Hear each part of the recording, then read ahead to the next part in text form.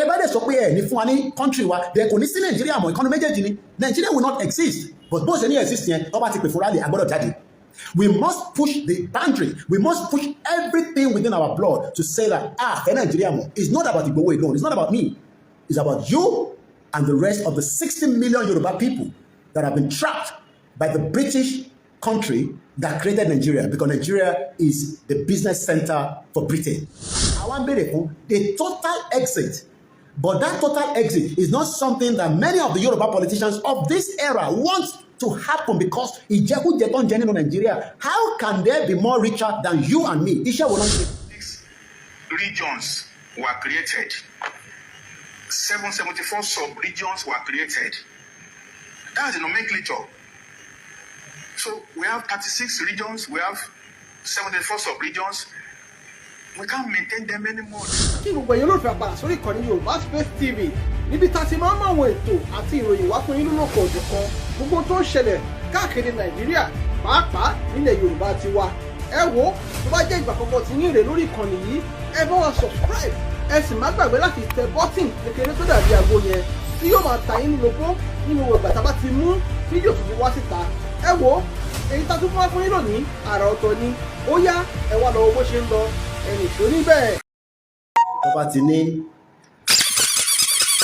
tó bá ti lo aago má jáde sórí in tó bá ti mú ẹ jáde ní period tó bá ti ní ká jáde this time around ká fàájá bí àrò lé tẹ́ntẹ́ ká ṣe kí ni ká fàájá àjáwó ariwo táwọn máa pa náà ni sórí flag àwọn pariwo Yorùbá nation no going back lójú títì nílẹ̀ Yorùbá má lọ Kánò lọ pariwo Yorùbá nation wọ́n lè arrest ẹ má lọ sílẹ̀ Ìgbò má lọ sí middle belt but ní ilẹ̀ Yorùbá wọ́n ì tí bí bá any politician dákó dá wa dúró bá wọn ni mo sọ àtìyá tó bí wọn wọ́n ì tí bí wọn dákó dá wa dúró nígbà tí wọ́n bá ti ní ká jáde wọ́n tó bẹ́ẹ̀ torí àwa lánilẹ̀ ilẹ̀ Yorùbá láti máa pariwo ilẹ̀ Yorùbá láti máa campaign ilẹ̀ Yorùbá láti máa sọ fún gbogbo àgbáyé pé ọ̀rọ̀ tó wà nílẹ̀ ó gbọ́dọ̀ níyanjú kò dẹ̀ gbọ́dọ̀ pẹ́ bá mi gbọ́ wọlé share button àlàáfíà ni mo wà mo ṣe wà láfíríkà mo gbádùn Áfíríkà mo ń jẹ ẹja mo ń jákàn mo ń jẹ gbogbo ẹ̀ but àwọn ọmọ Oòduà ti ń bi mí pé dad ọmọ mi ship send message pé ṣé mo ò ní wálé ni mo ní mò ń bọ̀ lé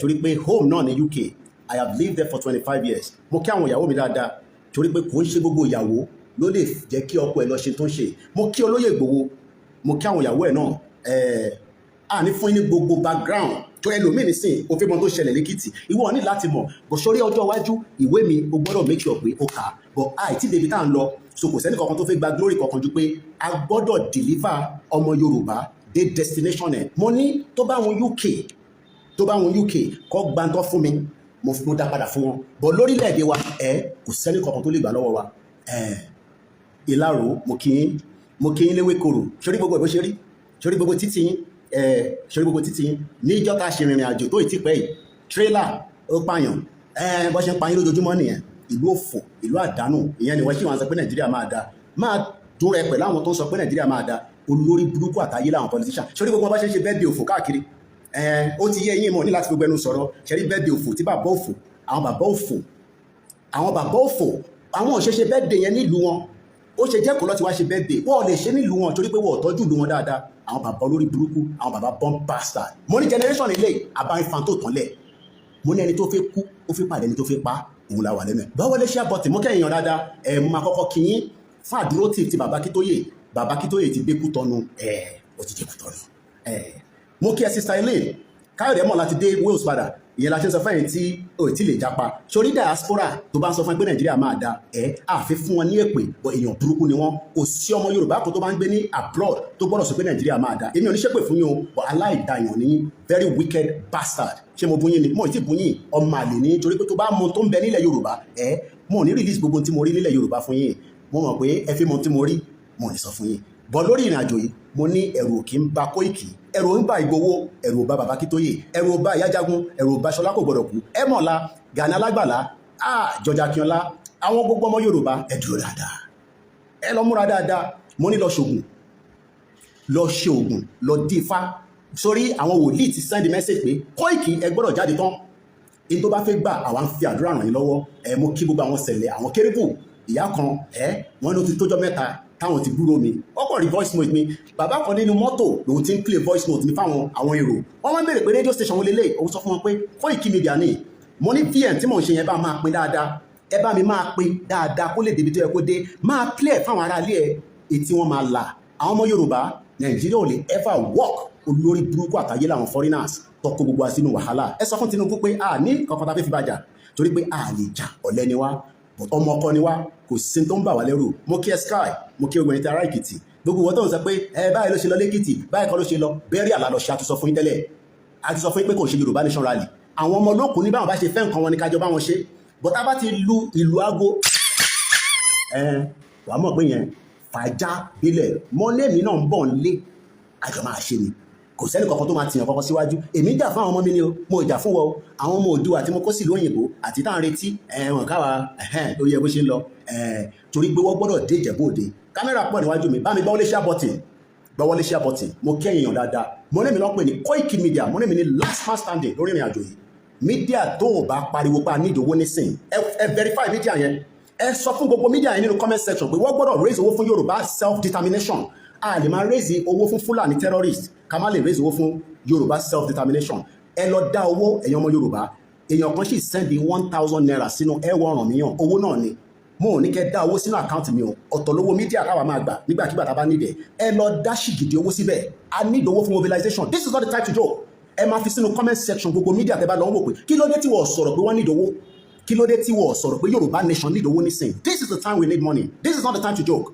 tá a bá fi kúrò nínú Nàìjíríà 2025 ó possible ó kù sí ní àti ẹ lọ́wọ́ mo ní a máa ran bàbá Akintoye lọ́wọ́ ni a máa ran Ìgbòho lọ́wọ́ ni kọ́kọ́ gbọ́ ilé kó máa fi jẹ ìgbádùn mọ́ ń bọ̀ mọ́ ìtìdè.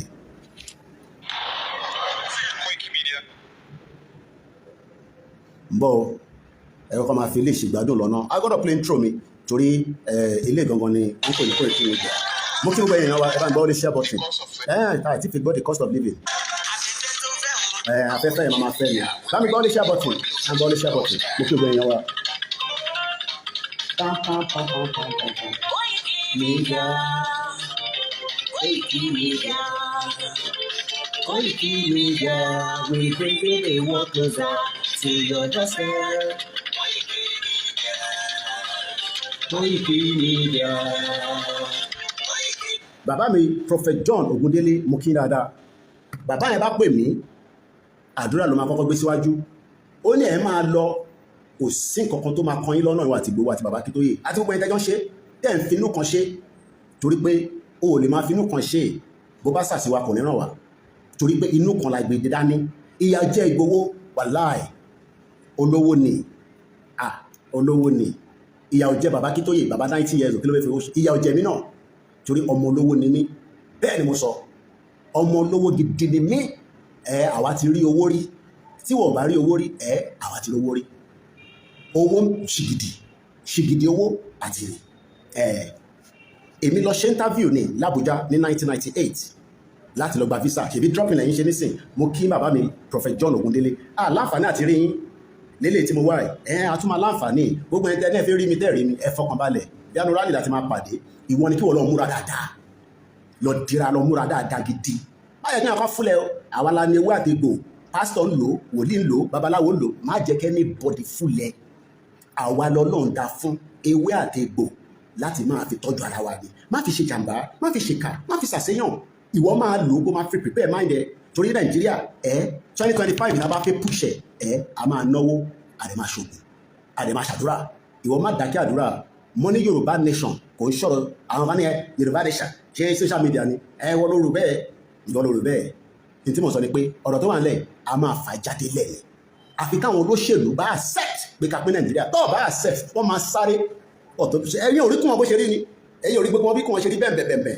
tí tábà gbọ́ gbàsà tábà gbọ́ gbò lórí M1 wọ́n máa tú dànù ni àwọn bomb bastard àwọn olórí burúkú èèyàn ẹ sọ gbogbo wa di tálákà ẹ sọ gbogbo wa di olòṣì ẹ sọ gbogbo wa di ibi tá à ń tọrọ jẹ lójoojúmọ́ àbí bẹ́ẹ̀ kọ́ èyí tí máa gbádùn ẹ̀ ń ṣe Instagram mo rí àwọn ọmọ Abacha lórí Bob D àwọn ọmọ Abacha Bob D ń post wọn the same Abacha àwọn gbádùn ní Paris ìwọ máa lè bomb bastard má jẹ́ kí n bú ẹlẹ́ni o àwọn ọmọ Abacha ń gbádùn ní Paris wọ́n sọ fún wa pé kí la máa ṣe èbí kan tẹ́ sọ fún wa ni ẹ̀yin fi owó tí bàbá yín jí nínú Nàìjíríà ẹ fi ń káàkiri gbogbo Paris lọ London lọ Canada lọ dis ìyá ń jẹ wọn Yorùbá lórí ilẹ̀ wa àtàkìrí ìtàn bí ayò. Money last card check up lọ́wọ́n tí Donald Trump ṣe fún Zelensky ó sọ fún pé o lè wá disgrace wa l'Amẹ́ríkà ìbáwá la gbówó fún ẹ ẹ fi owó wa owó ilẹ̀ Yorùbá ẹ fi ń ṣe ọ̀ọ́bì sí wa lójú àbí owó tẹ jí nílẹ̀ Yorùbá ẹ wá fi ń ṣe ọ̀ọ́bì fún wa ẹnu ẹni gbogbo àjọ wa bá ń gbọ́wọ́lé share button mo bẹ̀ torí Ọlọ́run gbọ́wọ́lé lówó tó fẹ́ fún mi bá mi share program yìí gbọ́wọ́lé share button àti ìbẹ̀rẹ̀ program.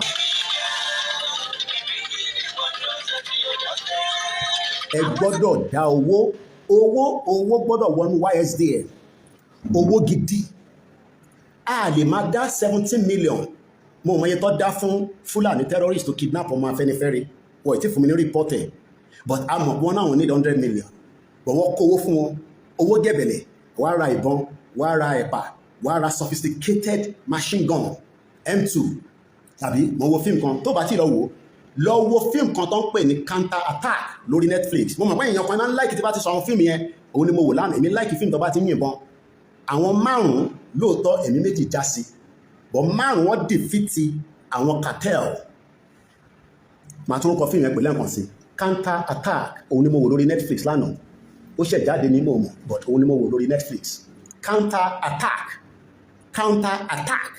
wọ́n prepare nígbà tó attack wọn but nítorí pé wọ́n ti ń prepare mind wọn as proper special force wọ́n lọ on a short 3 days holiday wọ́n fún wọn níbi leave ẹ̀mọ̀ àwọn security àwọn sójà àwọn special force tó máa ń lé àwọn drug barrel kiri torí pé wọ́n tó máa ń sọ pé ṣáti ready ṣáti prepare mo ní ta gìtá ta máa lò ẹ̀yìn lẹ́yìn ọ̀rá lẹ́nu gìtá ta fẹ́ lò gbogbo ta máa lò inú ilẹ̀ náà ló wà ń bẹ̀ àwa ni ká prepare mind wa ní brain wa báyìí ẹ má bínú kámẹ́rà tí mò ń wò púpọ̀ so kò ìṣojú kan ni mo ti ń stream ìwọ ni kó lọ prepare mind ẹ ó yẹ nísìn ìwọ nígbà tó bá lu aago tó bá dé stage kan ó yẹ kí wọn náà lè counter attack ó nídìí gbowó lọ́gbọ́n bàbá Tibetan ni a nídìí 5,000 or 1 million Ìgbòho ara Ìgbòho kan lèmi náà ṣé Ìgbòho ni wọ́ ó kàn fẹ́ ló ṣe Ìgbòho náà ó máa lọ prepare mind ẹni torí ìdáǹfà yìí ó máa lé ju bá ṣe fà lọ yìí nígbà tó bá dé stage kan bọ́ lọ prepare mind ẹ tẹ́ ẹ̀ báyìí tí wo movie yẹn ìwọ tó ti gbórúkọ movie yẹn rí wọ́n ń pè ní counter attack 1 2 3 4 5 àwọn 5 lóòótọ́ towards the end sniper àwọn kan kú another one sacrifice rẹ̀ nígbà tó fẹ́ fi ẹ̀yìn ó mọ̀ pé àwọn ọ̀dàlẹ̀ Yorùbá báyìí bá ṣe fẹ́ bẹ̀rẹ̀ rally báyìí nísìn wọ́n ti ń lọ lẹ́yìn lọ́dà ìbọn lọ́wọ́ àgbà wọlé kí ló máa ṣẹlẹ̀ ṣẹ́ni gbogbo yẹn counter attack la máa ṣe fún yín ọmọ tó ń pè ní counter attack ìwọ tó bá ní Netflix ẹ lọ wò ó àbá parí program yìí ni o counter attack èèyàn kan náà ń wò kò ní bàjẹ́ fún Fẹ́mi Adéyẹmí ọmọ Yorùbá kàkà ó ní I watched the movie yesterday kódà máa tuntun wò lénìí counter attack counter attack tó bá ti lọ wo movie yẹn wà á ní understanding pé it is all in the mind it is all awọ ọjà ó but a gbọ́dọ̀ prepare fún ìjà bẹ́ẹ̀ ni bó ṣe rí gangan nìyẹn counter ẹ̀yin tẹ́ bá wà ní diaspora tẹ́ bá ní Netflix Prime Amazon àbí wọ́n tó wà Nàìjíríà tó bá mọ bó ṣe lè download ẹ̀ mo bẹ̀ torí Ọlọ́run lọ́wọ́ fíìmù yẹn wàá mọ̀ pé kò ń ṣe mo ní Ìgbòho ló ní kọ́kọ́rọ́ lọ́wọ́ àwa gbọ́dọ̀ ràn lọ́wọ́ ni tó bá ti ní ká jáde 15 million ká jáde counter attack lọ́wọ́ fíìmù yẹn you will understand that it is all in the mind nígbà tó ń lọ wọ́n mú ṣe gbá dání but they were able to protect kódà wọ́n defend the civilian méjì bá ṣe máa defend ilẹ̀ Yorùbá nìyẹn sórí fíìmù yẹn sórí bá àwọn ọmọ méjì tó defend ìyá àtọmọ táwọn kàtẹ́ ẹ̀kọ́ sínú ilé tó ń bá sùn wọ́n ti bá wọn sùn títí àṣà àwọn yẹn máa wá rescue wọn wọ́n dẹ̀ save àwọn méjèèjì yẹn bá ṣe máa save ilẹ̀ Yorùbá nìyẹn ó ń ṣiṣẹ́ Koiki nìkan but mo sọ fún gbogbo ọmọ tó ń pariwo Yorùbá nation lọ́wọ́lọ́wọ́ nísìn ẹ sọ fún wọn wọ́n gbọ́dọ̀ máa pariwo bá àdídòwó èmi kọ́ mo ní kẹ́dáwó sínú àkáǹtì mi o ẹ dá sínú YSDL a gbọ́dọ̀ dá owó a máa ṣe poster a máa ṣe banner a máa ṣe this a máa ṣe that ṣé Tinubu ló máa fún yín lówó dey play mọ́ bá mo ti dé.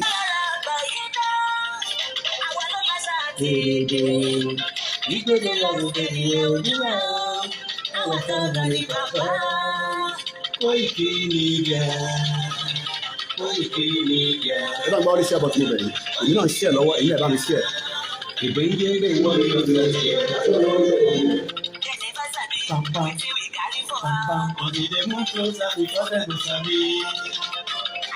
They never know wetin we carry for body. Until they move closer, we got them to sabi. Ọ̀gìn ọlọ́jà ẹyẹ, ìléwọ́n ọlọ́dọ̀ àjò. Mo kí gbogbo ẹgbẹ́ pátápátá tí wọ́n náwó rẹpẹtẹ nínú Èkìtì tí a lọ yìí, Ọlọ́run àtúbọ̀ máa bò yín láṣìírí. Àṣírí gbogbo ọ̀rí tú o, mo kí gbogbo ọmọ Yorùbá tó lọ.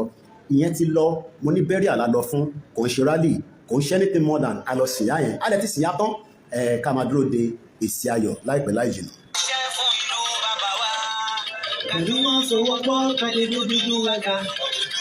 Mo kí gbogbo ẹ̀yin àfáà, mo kí gbogbo ẹ̀yin babaláwo, mo kí gbogbo àwọn tí wọ́n ń ṣàdúrà lọ́tún lọ́sì. Mo kí ẹ̀yin tèmi tí ẹ ti ń wọlé lórí mixlr. Tó o bá lówó data, mo lè help ẹ torí èmi kọ́ ni máa fún ẹ lówó. Máa lọ gbọ́ mi lórí mixlr, a wà lórí Twitter, Instagram nìkan là sí lórí ẹ̀wọ́ ti yọ wá kúrò, a sí lórí TikTok. Àmọ́ bí aláìpẹ́ láì jìnnà àwo bí a lè review ẹ̀ torí nígbà tó lóye wà lórí TikTok èmi náà gbọ́dọ̀ wà lórí TikTok nìyẹn àbí kílẹ̀ ni mo wí. Mo kí gbogbo àwọn tí wọ́n ń ṣiṣẹ́ takuntakun ní underground ní background èyí tẹ́ rí àti tẹ́ rí gbogbo nǹkan kọ́ la máa wá sọ fún yín lórí social media. Yorùbá nation kì í ṣe múvì Àfọláyàn tá a máa tẹ́bù gbogbo ẹ̀ bó ṣe lọ lélẹ́yìí o ó ṣe lọ lélẹ́yìí o òfin mọ̀ pé mo máa lọ sí Èkìtì náà ṣé tèmi bá sọ fún ẹ pé mo ń bọ̀ lẹ́kìtì ṣé ò ní lọ dènà dèmí one bastard.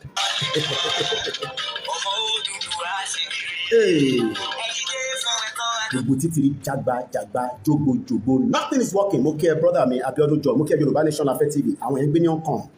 Àníyà ń jẹ wá Nigeria is a failed country. Bó ṣe fail yẹn màá tún ṣàlàyé fún ẹ lálẹ́ yìí but ọ̀nà àbáyọ tó kù ni pé kí gbogbo wa ní mindset àfi lọ. Ṣorí ìwọ tó ṣe sọ pé ẹ ò ní lọ olóṣèlú máa ṣe olóṣèlú olórí burúkú ni gbogbo àwọn olóṣèlú yẹn kò sí tó bá ní gbogbo wọn they are all criminals.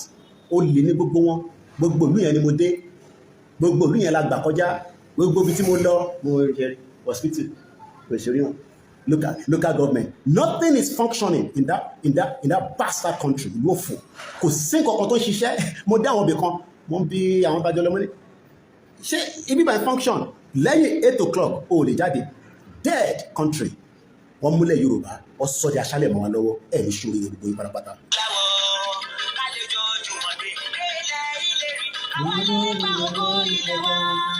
Àṣìṣe lálejò gbàdé, àdìgbàdé adé adúláwọ̀. Tó bá rò pé olóṣèlú máa kàn ní ẹgbàá country ẹ̀ máa lọ. Nǹkan jẹ́ ń bẹ̀ ó dùn ju pé kán ní ká máa lọ but a fẹ́ system tó ṣiṣẹ́ wà á lè lọ hospital lájọ tí mo ti wà láfíríkà nísìn àwọn ọmọ mi ò pè mí pé àwọn onídòwó pàwọn fi sáré dé hospital wọ́n pè mí lẹ́yìn ká send owó kan fi jẹun but tí wọ́n bá sick nínú Nàìjíríà wà á rí ìyàwó àpín bàbá láwọn hospital tí mo rí grandma kan ní Koiki àwọn rí bó ṣe ń dùn ẹ̀ lọ ó gbọ́dọ̀ dùn mí. Abájọ Tákérédolú tí ò ṣe lè wà hospital ní Ondo State gbogbo general hospital is as useless as tissue paper. Tẹ́ bá ní useless. Mo kí Àṣàkẹ́ TV show mo ń bọ̀ mo ti dé. Koiki Media àwọn alágbé tó lárugẹ. Wọ́n fi jẹ́ kí òun Koiki Media kó jáde dáadáa àbí ẹ ṣe ń restricted Facebook ń ṣe tiẹ̀. Mo ní tó bá yá gbogbo wọn lọ́ máa pè wá. Ẹ̀yin ni kẹ́yìn tí a ti dúró mọ́ ní 500 tó bá jẹ́ pé 500 ni ó kàn máa dìjà tó máa pẹ́ ni but a bá pé 15 million within a month within 2 months àgbáyé máa bẹ̀rẹ̀ pé kí ló ń ṣẹlẹ̀ ní Nàìjíríà ni nígbà tí èrò bá pọ̀ níta nígbà tó ọ̀bá ráyè rìn bí gbogbo wá ṣe rìn ni ẹ lọ sọ fún gbogbo everybody pé ọ̀rọ̀ tó ń bẹ nílẹ̀ yìí ó máa ní pain ká tó kọjá síbi tá à ń lọ. Freedom wọn ń ta lójú ẹlẹ́gba ó lè dọ́dọ̀ ọmọ Ìgbò ní sèkó náà fi ra freedom ń ṣe tí wọ́n ń tà ní supermarket ó lè rà ní Tesco but a gbọ́dọ̀ fọgbọ́gbọ́n àbí ọgbọ́gbọ́n náà la fi ṣe ẹ bá mi share program kẹ bá mi love ẹ kó tó jọ́ mẹ́ta ní mẹ́sì jáde èmi náà mo relax dáadáa ni ìrìn àjò yẹn ń ṣe ìrìn àjò kékeré tí bá sọ fún ẹ pé mò ń bọ̀ lẹ́kìtì ṣé ò ní lọ dènà dèmí pump pasta èèyàn máa lè àbí tí bá sọ fún ẹ pé máa bọ̀ máa wá sí Èkìtì ìlú wà lọ dènà dèmí ni àwọlé ọmọ kan ni wà àwọlé ajáde bàbá Akintoye ti dékú tọnu Akintoye ti dékú tọnu confam àwọn ọ̀nà jẹ́ kí bàbá yẹn dárìn mo dúpẹ́ lọ́wọ́ gbogbo àwọn tó ṣiṣẹ́ ní background èmi nìkan kọ́ ni mo ṣiṣẹ́ ní background àwọn èèyàn pọ̀ tó ṣiṣẹ́ background ọ̀yẹ́ kókó bẹ̀rẹ̀ ẹ máa rí àwọn snip òun àwọn picture àwọn video yẹn ẹlòmíì tó ń bèèrè pé ṣé mo wá Nàìjíríà no London mo ti ṣe bẹ̀rẹ̀ jọ London òmùgọ̀ ó jọ London lójú ẹ̀ ilẹ̀ Yorùbá ló ń pè bẹ̀yẹn mo kí ìyá mi dáadáa gbogbo ẹni máa kí gbogbo ẹ̀yàn dáadáa last minute tí mo sunkún síta pé àwọn èèyàn má dojú tì wá àwọn èèyàn send owó sí wa àwọn ọmọ mi gbádùn wọ́n enjoy it.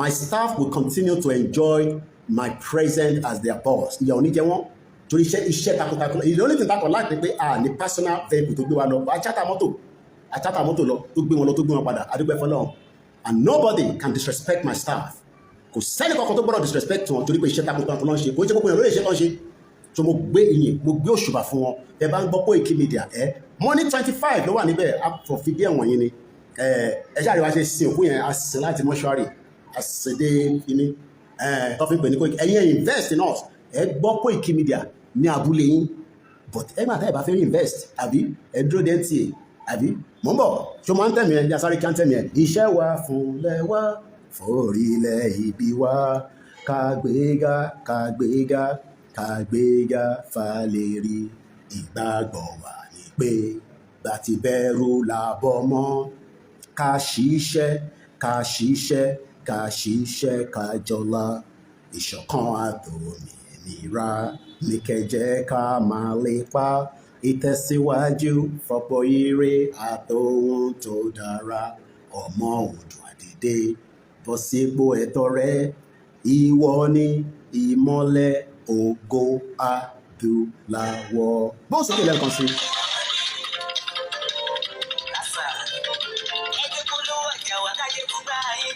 ìlọ́dọ́dún owó tí wà máa ní. mo kí Ayẹmí Fátótí ẹ̀gbọ́n mi dáadáa gbogbo Lagos Island mo kí àwa Grace Olúṣòótọ́ mo kí Mr. Baba Alakoika Aja mo kí Kúnlé Ṣítà mo kí bàbá mi dáadáa ọ̀nkú mi dáadáa ní gbogbo London mo kí bàbá mi Joseph Oboye mo kí ẹ̀gbọ́n mi ní Belgium Ọlátúnni Ages ìyá mi Pastor Mo bíi àbúrò wọn ní Port Harcourt ní last year ọ̀pá àwọn Fúlàní àwọn yẹn bẹ́ẹ̀ ń pààyàn ṣeré ni ọlọ́ba àforíjì wọn ọlọ́ba mú i dúró gbogbo ẹ̀yin ìyá tẹ̀ ń sunkún ẹ̀yin ìyá tẹ̀ ń sunkún ẹ̀yin abiyamọ tẹ̀ ń wọlé Yorùbá pé ha tí wọ́n ti Koiki show fún wa yìí ẹni tó bá lójú inú ìyàn kan mo post picture kan ó wo bridge yẹn títí báyìí ní àárọ̀ yìí lọ́dọ̀ brother mi Morris àwọn èèyàn kúkú ọmọ Peter Obi ni wọ́n àmọ̀bẹ́ Ibo nígbà Yorùbá ni wọ́n show bridge kan ní Lagos wọ́n ní bridge yẹn ti fẹ́ collapse Ọlọ́run jẹ́ kó collapse Fáṣọlá àbí Sanwó-Olú ẹ jẹ́ lọ wo bridge yẹn wọ́n ní bridge yẹn ó mì báyìí pedestrian bridge kò ń ṣe pé kò sówó but these are wicked people ẹni bọ́ ṣe ń jà fún àpò ara wọn Ọbaṣá ẹbí ẹ̀ ṣe ń jà bó ṣe ń jà Lagos ó ti wà ní speaker nísìn ẹ lọ bèrè pé kí ló ṣe sí gbogbo Agége lẹ́yìn kan empower àwọn ọmọ ọ̀tá dasán nothing is working in Agége nothing is working in the whole of Yoruba land mo ò dé Lagos lóòótọ́ o gbogbo bí tí mo dé so far in the last week nothing will ever work mo kí gbogbo èèyàn mi ìtẹ́ ilé ìṣe ni pé ẹ bá ń gbọ́ wọlé share button ẹ pé àwọn èèyàn wọlé pé ara ayé ìdúdú ti dé ẹ fi mọ̀ tí mo fẹ́ sọ ẹ ní gbọ́kúlẹ̀kúlẹ̀ tó ṣẹlẹ̀ ní other side lọ́run awareness ṣì ń lọ nígbà òní rally máa jáde we are expecting that very very soon lágbára Ọlọ́run èmi àti bàbá màá rí bàbá láìpẹ́ again màá tún lọ yọjú sí bàbá tí bá ti yọjú sí bàbá ó lórí pé a máa tẹ̀síwájú torí àwọn ọmọ Oòduà náà ti bẹ̀rẹ̀ mímọ̀ máa wálé what's going on dad mo ní ìbí mo sọ fún ìjọ tí máa dé kí ló dé tẹ̀mí mo dẹ̀ lè change ticket mi are you missing me wọ́n ní we're missing you dad we're missing you àwọn ọmọ mi kan máa ń tíkulẹ̀ ẹ̀ ṣáà ọmọ Oòduà èmi àti ẹ̀ máa ń ṣeré pábí wrestling ìyà ìjà ọmọ yẹn just like bí ọ̀jẹ̀ jẹ gbogbo ọmọ Yorùbá tẹ́lẹ̀ torí pé situation room tí a bálẹ̀ Yorùbá bàbá ó lọ́wọ́ fẹ́ bẹ́ẹ̀ báwọn bàbá ò fò ẹni tó ń ṣe bẹ́ẹ̀ dé káàkiri mo náà bàbá tẹ́ ká ti dá sídìí sí lára tó bá mọ ẹni tí mò ń sọ tí brain ẹ̀ ò lè gbé mo lè help ẹ àti dárúkọ wọn kọ́ kò ń ṣe bí ìtìjáyà but I just want you to know that these are wicked bastards ètò kò máa ń dùn mí ni pé ṣó jẹ́ kí ọba wa máa káàkiri wọ́n wá squeeze ọba wa mọ́ round table chair tí wọ́n fi please àwọn bàbá burúkú kábíyèsí adépẹ́ lórí Ọọ̀ni of Ifẹ̀ mo ní patí tẹ̀ ń lọ káàkiri ẹ̀ ń distract ilẹ̀ Yorùbá ẹ̀ jẹ́ káwọn ọmọ Yorùbá mọ̀ pé ìyà ń jẹ ilẹ̀ Yorùbá òdìdí kábíyèsí lọ patí káàkiri ẹ̀ nídẹ̀ ẹ lè fi ọ̀pá yín ránṣẹ́ sí wọn náà ẹ fi ọ̀pá ránṣẹ́ ṣé palace yẹn ṣé nǹkan kan wà ní palace tó ń gé kábíyèsí jẹ ni and please do not blog me anyhow máa flag yín down yín tẹ́ bá ń lo show mi torí èmi àti kábíyèsí àní ìjà mo kàn béèrè pé ṣé nǹkan kan wà ní palace tó ń jẹ́ pé kábíyèsí gbọ́dọ̀ jáde síta torí èmi ò rí kábíyèsí tiwa king wa tó bá yẹ pé lọ ń ṣí wọ́n ṣomi síbì kan ni ẹ lọ yes that is okay but party ten lọ yẹn ti pọ̀ jù party tẹ̀ lọ yẹn ó ti pọ̀ jù, it's too much, it's a distraction because mo rí gbogbo Ọ̀ṣun state nothing is working there. Kábíyèsí ṣé tẹ̀yìn bá ń drive kọjá ṣé ẹ̀rín àwọn tó ń ta wóróbo lójú títì ni ṣé bẹ́ẹ̀ ṣe bí títì ilẹ̀ Yorùbá ṣe rí yẹn ṣó tẹ̀yìn lọ́rùn ni because I know you drive from Ife to Lagos àbí kò ṣáà ṣe helicopter lọ fi ń gbé kábíyèsí mọ́tò convoy ni so ìtẹ̀mí rí yẹn ẹ̀yìn rí lójoojúmọ́ náà so ṣé bá ṣe máa gbé life náà nìyẹn ẹ wo bí ta ti rà kára ó sú gbogbo títì ò dáa gbàgà bíkì something is wrong in Yoruba land tẹ́ ẹ bá tẹ̀ support Yoruba nation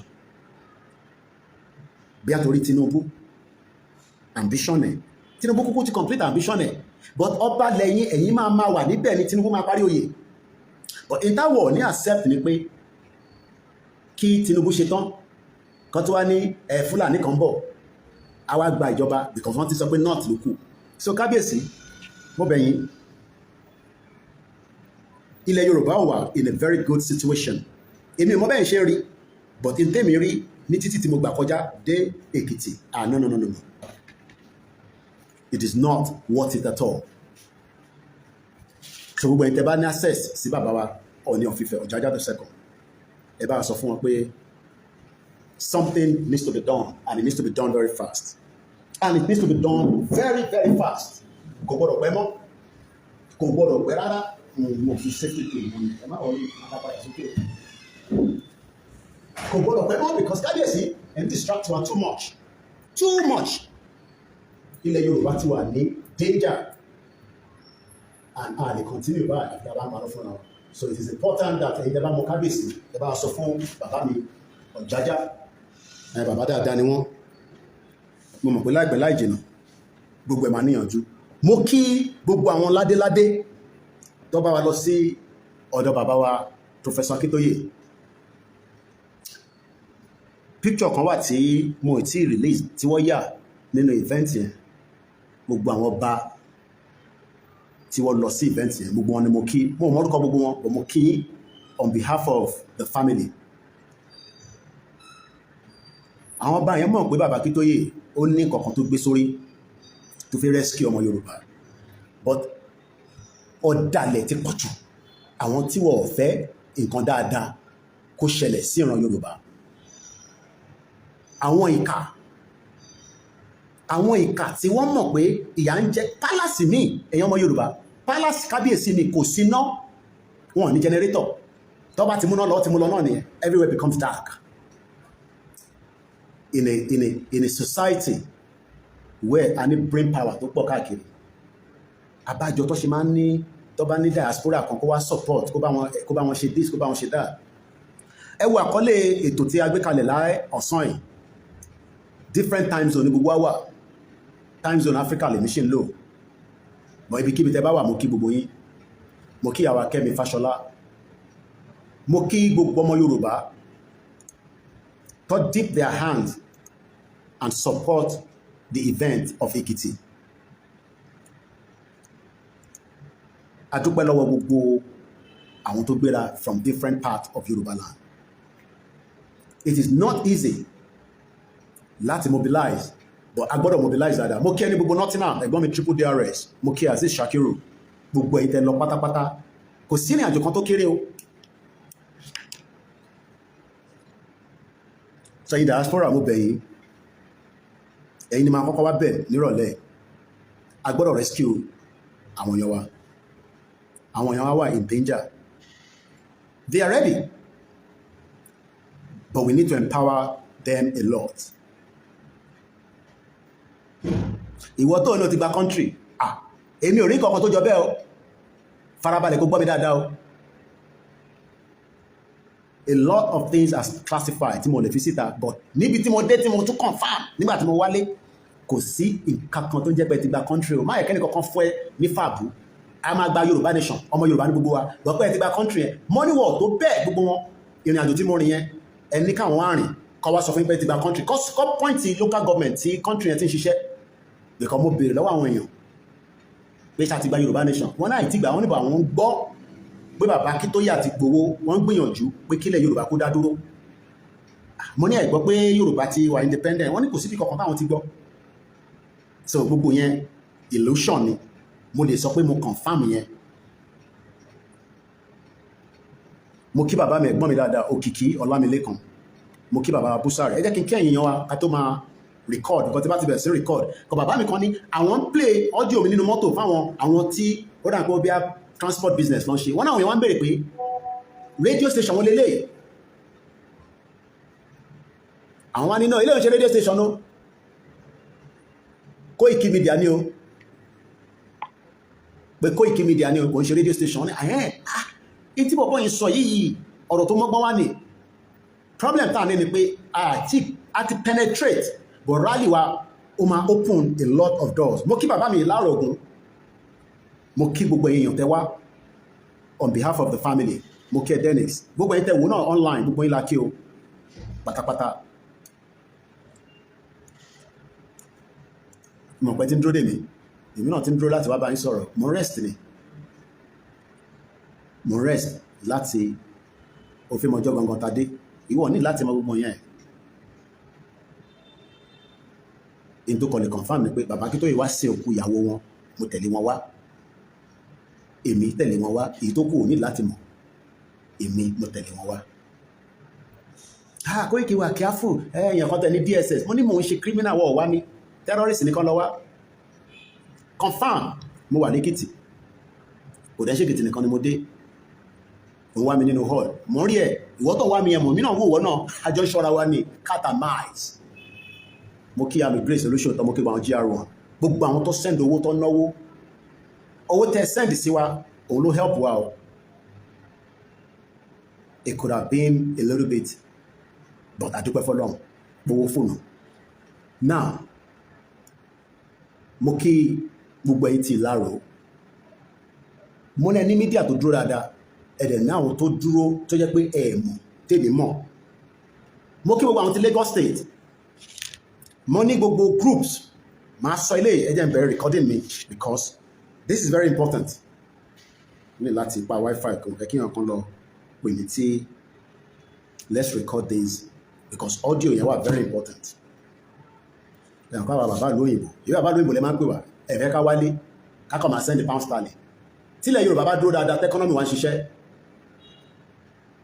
èèyàn kan ní I was also playing your voice note in one security office like that and they asked which radio station is this ẹ̀yìn ṣàmà ẹ máa bá mi play tẹ bá lè bluetooth ṣe bí bluetooth speaker lè máa sọ ṣé mo gbà brother mi gbogbo Ifọ̀ má bínú pé mo lè yọjú sí gbogbo yín ohun mi pé káàkiri but inú rally láti máa rí yẹn ṣe I'm sure gbogbo yín understand pé èmi náà gbọ́dọ̀ máa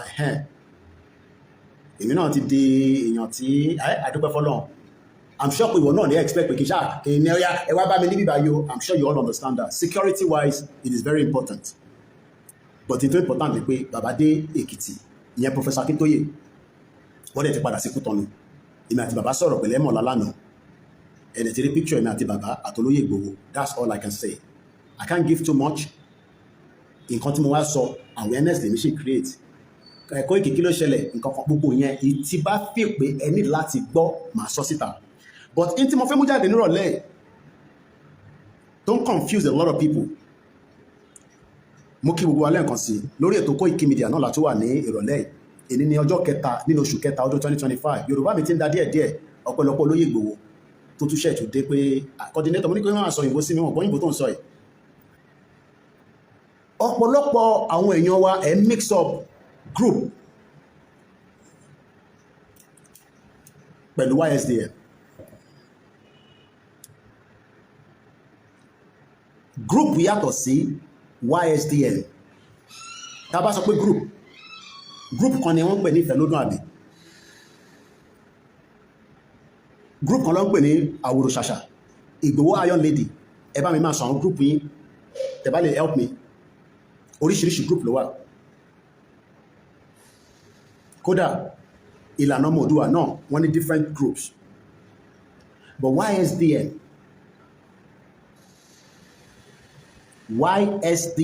ìyàn mélòó ló mọ YSDM ìṣọ̀kan ọmọ Oòduà ìṣọ̀kan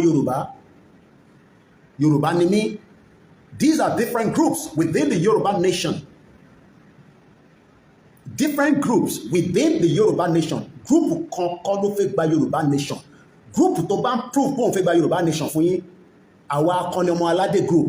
Ẹ bá mi máa dárúkọ àwọn group yín káfíẹ̀ jù because ẹlòmíì àmọ́ group yín. So group kan ọ̀dẹ̀ tóbi tó group kan lọ. Ẹ má bínú. Mo wà lórí live show. Kí ló ṣẹlẹ̀? Kí ló ṣẹlẹ̀?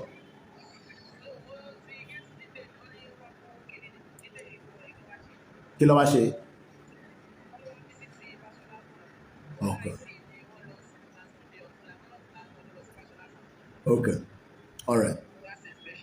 All right, Oshe. All right, later. All right. Thanks very much. Onikini ẹ? Ẹ má bínú, our staff many. So many groups are there and they are doing fantastic.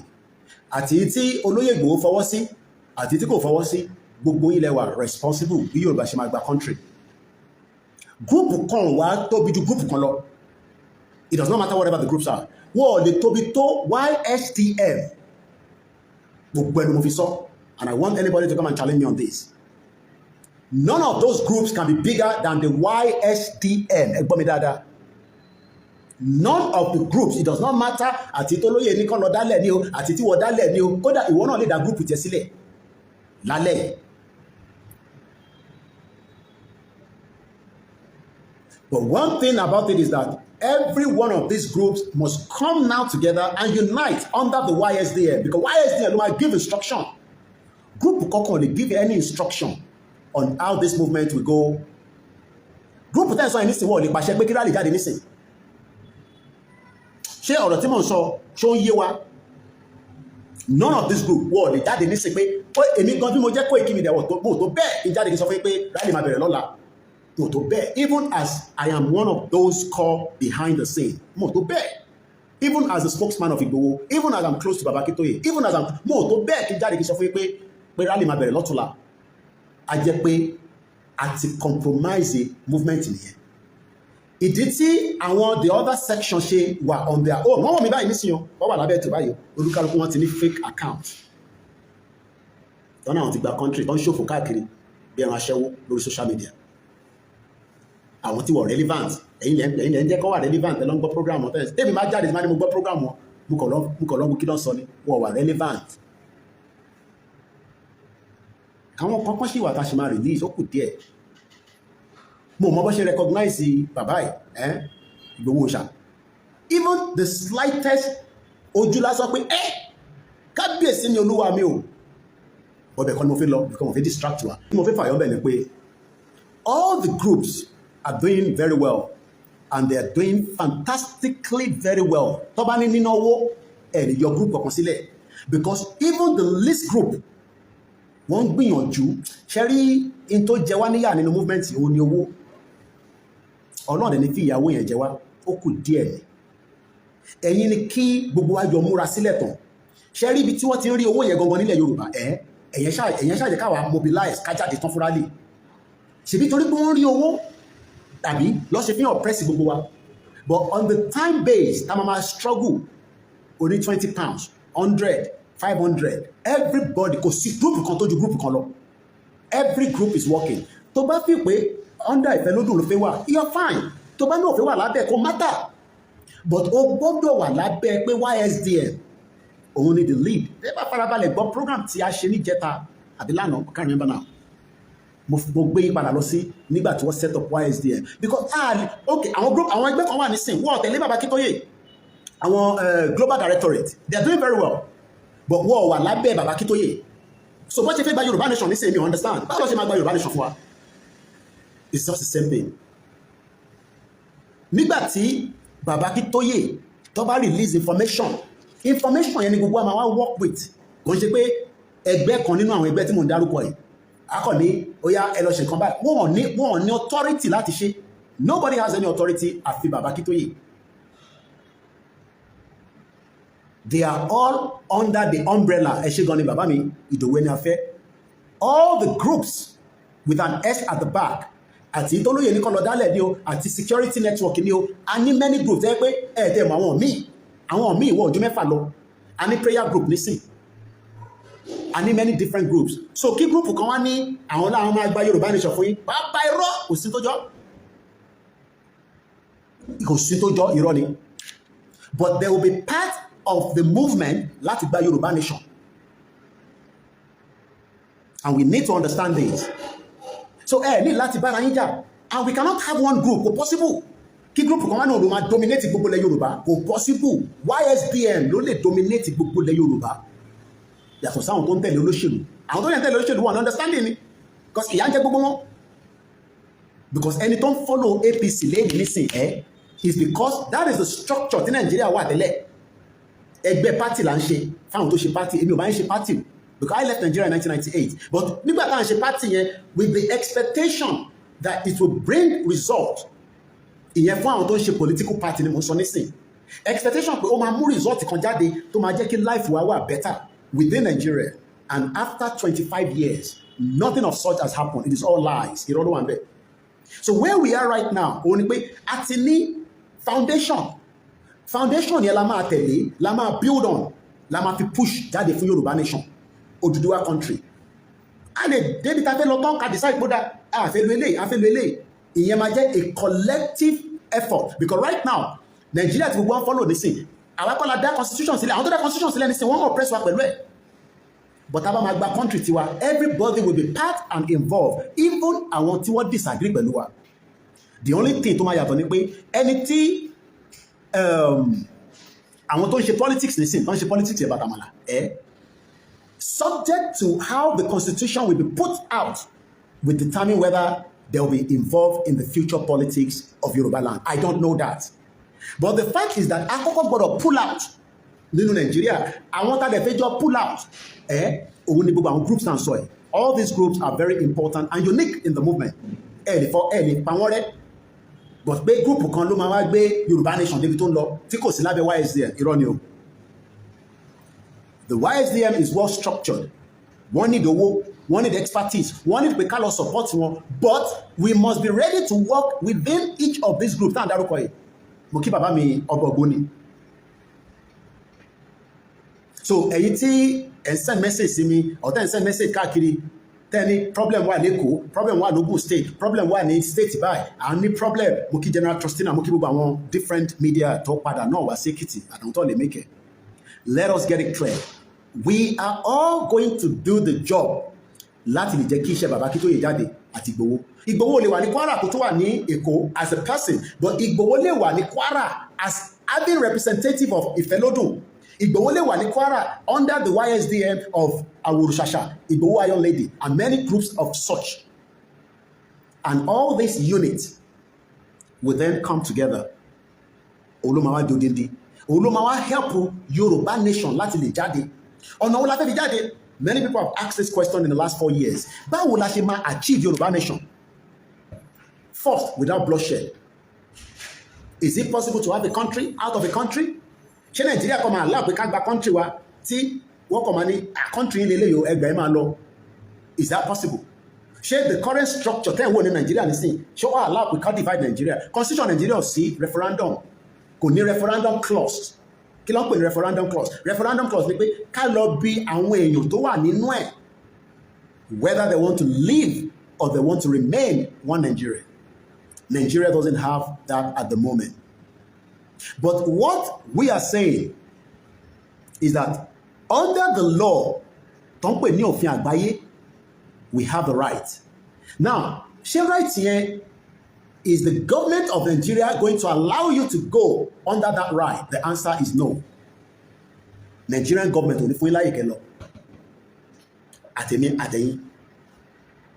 That is why when they were talking about restructure Nigeria, àwọn tó ń béèrè pé kó restructure Nigeria, as at the time, were hoping, expecting that something will come out of it.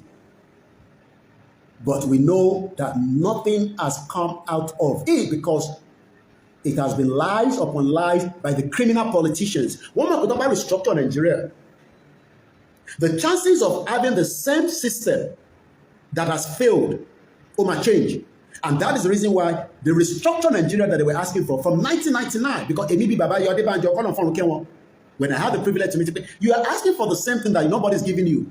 But when I was in a hope, though he has died now and that hope has not yet played out. The question then is, what should we do? Should we continue to say that Nigeria will work, knowing fully well that it was never going to work? Because the structure of Nigeria, the way tí Nigeria was established, it failed completely. And this is the time for us now to revisit and ask questions. Should we remain one Nigeria under what terms and conditions? Like if we do as one Nigeria. Surely, but America was a country no. Bàbá wa Akintoye ti ní a ní right láti defend the country wa, láti béèrè for country wa, and that is exactly what we are doing. And we are not doing anything that is against the law of Nigeria or against international law. Gbogbo tá à ń ṣe kò wá against it. But àwọn tó wà against it, òun làwọn èèyàn tiwa gangan tá à ń pè ní ọmọ Yorùbá. Whether they are the numbers of the people that doesn't understand why we should have our country, báwo la ṣe máa manage that country? There's a country that we know kò ṣe original country wa, and yet many of our people disagree with us. It's because they cannot see more than beyond their nose. Àwa táwa náà fẹ́ gbà yẹn, a máa wá ní many different channels of different people. Some máa play different role. Role kan lèmi play nísìn. I am playing a role from the media perspective to understand our knowledge and reason tá a ṣe gbàdọ̀ gba country. Àwọn groups mi iṣẹ́ tí wọ́n ní kọ́ strategize. Àwọn group, but every groups must work with Baba Akintoye. But most of them do not want to work with Baba Akintoye. The question is, báwo ló ṣe fẹ́ gba Yorùbá nation? Gbogbo àwọn groups on that leg. Iba Gani Adams only groups don't pay the Yoruba one voice. The question is, how are they going to get Yoruba nation for us? Tí gbogbo ọba wà under one leadership. Gbogbo ọ̀fẹ́ wà lábẹ́ leadership Baba Akintoye. Problem bá ní nìyẹn in the last 4 years. Olúkàlùkù fẹ́ dá group tí wọ́n sílẹ̀. There's nothing wrong. But they gbọ́dọ̀ wà lábẹ́ Baba Akintoye. Àwa jọ push it. Kádà kúkú débi tá à ń lọ. In tó ń pè ní government ni pé many government tá à ń rí lẹ́nìí tó ṣiṣẹ́. Kò ń ṣe prime minister wa nìkan ló ṣiṣẹ́ ní UK. Prime minister wa wà níbẹ̀ as a representative. As a representative of the people, but the people will feel the government from the local. It don't affect me, meaning borrow me anything. It don't affect me. It's the structure of the country. So what on about the country? Báwo la ṣe máa progress? A máa progress because number one, understanding ìwà máa yàtọ̀ sí ti Nàìjíríà tá à ń bá bọ̀. Ìyẹn la ṣe máa ń lo ìntí Baba Akintoye fún wa yẹn. A kàn fi yẹn as a template, and that template is a very strong template. The guidelines to prosperity is a good template. Àlàáfíà l'Áfíríkà wa kódà hit yẹn mò ń gbádùn ẹ̀, but mo tún rà pé o máa tún padà sótútù láìpẹ́ kọ́nà kó ṣàánú wa. Ó ní fídíò kan tí mo fi play ni tí mo ṣe ń wa látẹ̀kọ́ mọ̀ tí rí. So what we are trying to explain to our people is that mo kí bàbá mi, brother mi, ẹ̀gbọ́n mi, Dr. Fakpounda. I'm going to use one of his videos, tí mo gbọ́ recently. And I want us to listen. You cannot restructure Nigeria anymore. Nigeria now needs to be officially divided. So that many countries, the Yoruba country, the Arewa country, the Biafra country, the Middle Belt, can then go their separate ways, and we can have the borders, and we can then have a pact. What kind of pact? The pact that says we can still travel within this country as people that have lived together with less restriction, but the rules and regulation of each of the country will be abided and respected. That is the difference between what we are saying. But the current structure of Nigeria, Nigeria will work, Nigeria will work. That structure itself is a failure. Let's listen to Dr. Fakpounda. Nigeria have been balkanized into pieces because we had lots of money in the 70s. If your brothers used to live in one house, say, no, I want to live separately now because there is cheap oil money. So 36 regions were created. 774 sub-regions were created. That's the nomenclature. So we have 36 regions, we have 74 sub-regions. We can't maintain them anymore. There is no money to do something. The reason tí a ṣe lè maintain wọn mo kí wọn staff mi lẹ́ẹ̀kan sí fún ṣe takuntakun tẹ́ ṣe fún wa lẹ́kìtì. The reason tá a ṣe lè maintain it, I was at different local government, at least the little time I spent nígbà tí mo wálé. The reason why your local government is not functioning and you cannot hold them accountable is because the system that has been created under Nigeria has failed that local government. And that is exactly what Dr. Fakmuda is saying here. So the time to restructure Nigeria, it's late. Nigeria should have been restructured about 15 years ago. That restructure can no longer take us further anymore. Several or different groups are okay, as you always reference to the pyramid. All the groups have to report and be under one umbrella, one authority. Even if these groups are the lowest, are the loyalists to Olayomi, they must still be under the YSDM. As fact, most of you, there might be operation that they might do or prepare. I apologize because I had to move away from that section. But the reason why we need to understand that every group is valuable in the movement. Will not be in the public domain and they will just be reporting back to Akintoye or Olayomi. And like I said, èmi gan lè jáde kí n sọ fún yín sí pé rally máa bẹ̀rẹ̀ lọ́la tí Akintoye ò tí sọ̀rọ̀, tí Igboho ò tí sọ̀rọ̀. That is the reason why we have the leadership structure. But problem náà ni pé everybody wants to be leader. No, lè ní leader púpọ̀. We have people that are working. Àwọn kan wà débi pé and they're doing a very fantastic job. So I'll come back to that again on the groups. We are not bringing any groups down, but everybody, because when people are saying a structure, we have structures. There is structure across the network of you. CBT or Yoruba nation structure, even up to those that are in the north, to Jamo Yoruba. But any structure in Africa and in Europe. And people, America, listen. For the last 4 years, they are part of the movement and they are working tirelessly with Ilana Canada.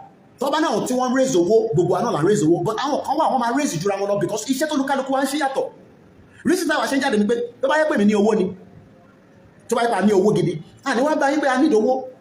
But we all find ourselves in this movement where we have some of our people that are capable. But problem is because when the movement started, the expectation was that and that was it. We were moving money and spending money for different purposes. None of those money were useless or wasteful.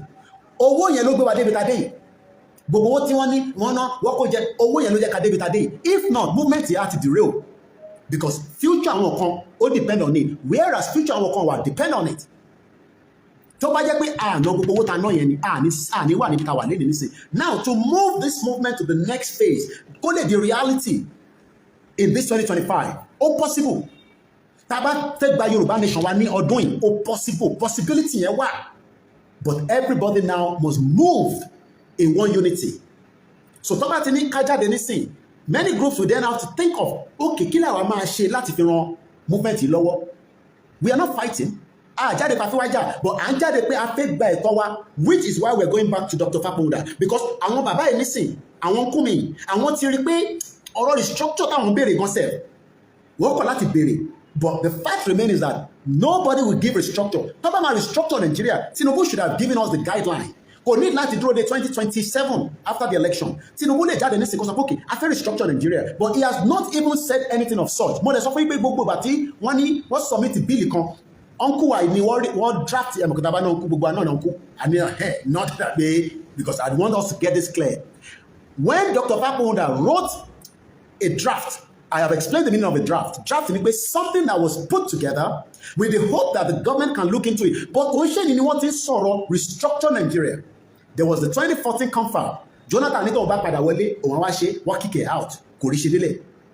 So if anybody is telling you that there is a restructure in the Senate or the House, Ironi is a draft that was put in the public domain and people are deliberating on it. And the unity between us and the others is no longer working, it's no longer visibly working, and it's creating a lot of tension within Nigeria. And we are praying that it doesn't go into a war because people are becoming frustrated within the system.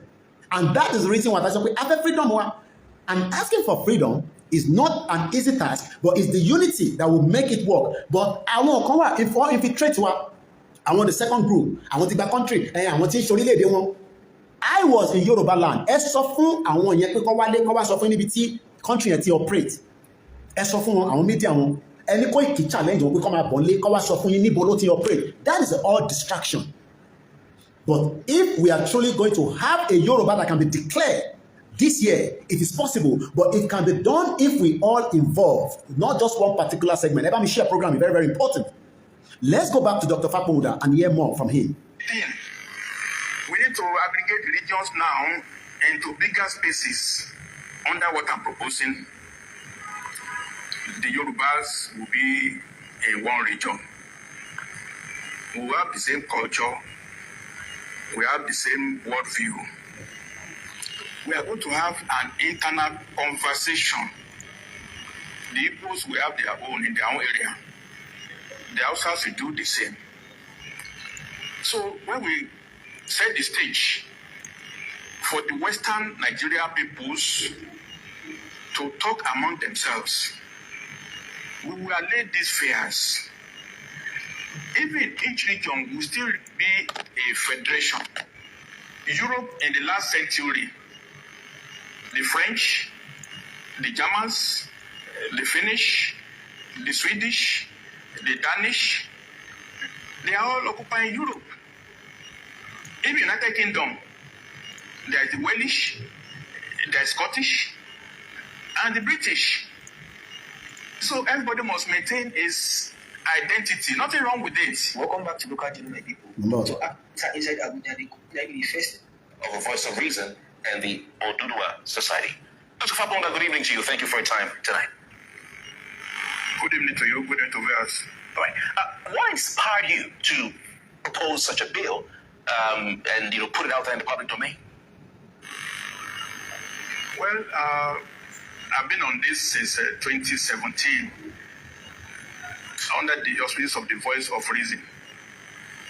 We actually drafted a complete alternative to 1999 Constitution, which I also acted upon. Drafted into what proposed to Ijoba pé ẹ jẹ́ ká gbé yẹ̀wò. But in terms of proposing, it's okay from their own perspective. But what we are saying for those of us that prefer to be a full independent country is that we can be able to control our internal borders. Based on the Nigeria that we are living right now, they control internal borders. They control. Because even while I was in Yoruba land, I saw many of the trucks. One in Nigerians, one right, láti wà nínú Nigeria. Many of these terrorists, they are terrorists but in disguise. We also have those other indigenous people that are trampling on our lives within Yoruba land. And now other indigenous people want trample on the life within Yoruba land. And you know that. All this is happening because we are still under one block, one fake country, don't be Nigeria. Until we pull out from Nigeria officially, then a new constitution will be drafted and presented to all the citizens of the new country. We will look at it, we will ask for amendments, we will ask for changes before it becomes an official document. The current 1999 constitution was a military diktat. A military put together with the same set of people that are now telling us that Agboro Shiwaninu Nigeria. We are telling them that we don't want to be part of Nigeria. If you want to be part of Nigeria, take that 1999 constitution and go and operate it in other parts. Let us have our own ways of life, our own identity, our own true identity that the British decided to switch. Because Britain will switch identity. Britain changed that identity in 1914.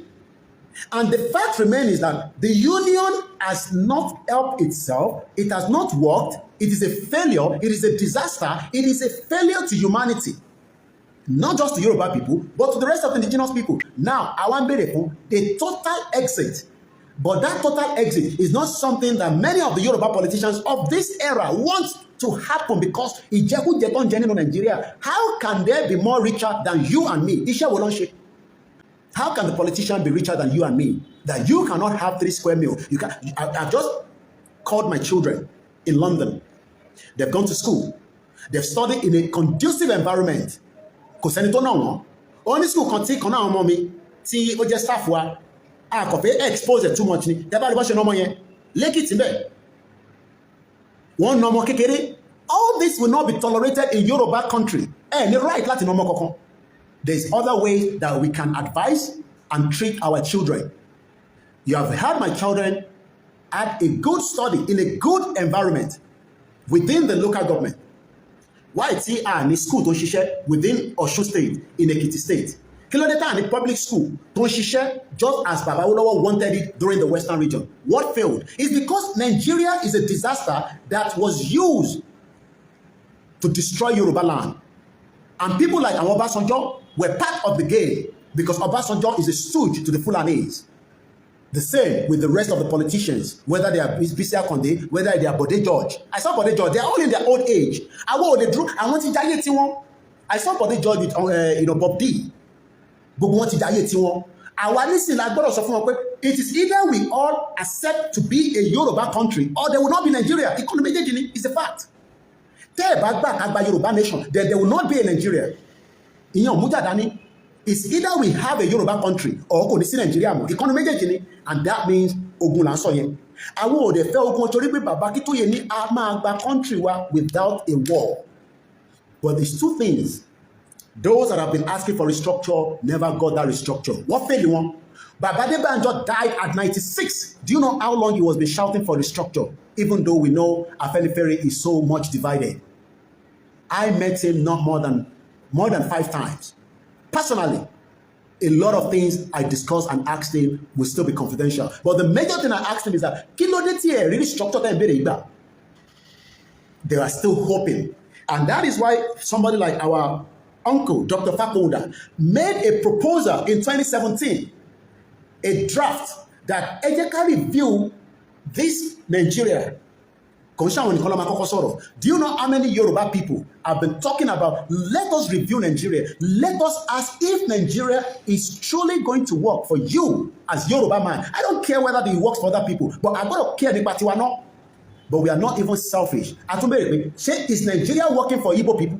Is Nigeria working for Hausa people? Is Nigeria working for those in the middle belt? Nigeria or Shisha for anybody? Everybody knows that, but they want to deceive us. Oh, we are running a 36 state. A failed 36 state. A failed 36 state.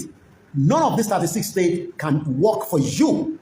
You cannot run a business in Lagos State and succeed. Afitobanshi drugs. Most of the people that you see, most of them are either involved in the revenue of the Yoruba land or the revenue of those that have been trapped in the southeast, in river, in the oil, or those that are doing drugs. You, as a person, right now, start writing a business plan and say, I will set up a business in Yoruba land tomorrow or next month. Oh, let's set it up because the current structure of Nigeria will make that business to destabilize. That was part of the program I did yesterday, that the Yoruba land that I saw within the last couple of days has been destroyed. The whole economic structure of Yoruba land. The way Professor Baba Awolowo, how he wanted to build a Yoruba land that is working during the Western region has been collapsed by people that are working on behalf of the foreign countries like Britain, America, France. They have all done their time. They are all in their 80s, in their 90s, and they are still telling us that we need to remember that we are still one family. We are not one family. We don't know any one of them. We want to have our own independent structure country, not under Nigeria anymore. Nigeria will not exist. But both any existing, we must push the boundary. We must push everything within our blood to say that Nigeria is not about Igbo alone. It's not about me. It's about you and the rest of the 60 million Yoruba people that have been trapped by the British country that created Nigeria, because Nigeria is the business center for Britain. And that's why David Lamy is telling us. Say David Lamy, to be telling me and you that Nigeria will be a better place in 2075. I don't think David Lamy knows what he's talking about. I have just come out from Yoruba land, and I don't think Britain knows what they have done in the lives of millions of Yoruba people. And this is the reason why we are saying that enough is enough. Let us ask President Bola Tinubu to divide Nigeria before it is too late. Since then, I've been doing research, I've been doing studies on how Nigeria can change. And you see, they have been doing studies how Nigeria can change. How do you want to change something that the foundation is fraud? Báwo lẹ ṣe fẹ́ change it? How do you expect that the foundation of what was put together, not for the unity of anybody, is a trade center that Britain took advantage of? And that advantage has affected millions of our people, and this advantage must stop. But the only way it can stop is the push by the Yoruba people. Tá a bá push it, then it's not going to happen. We will just continue to lament. It is not just the Fulani that we want to go out of Nigeria. I keep saying it. It is far more than that. It is our stolen identity by Britain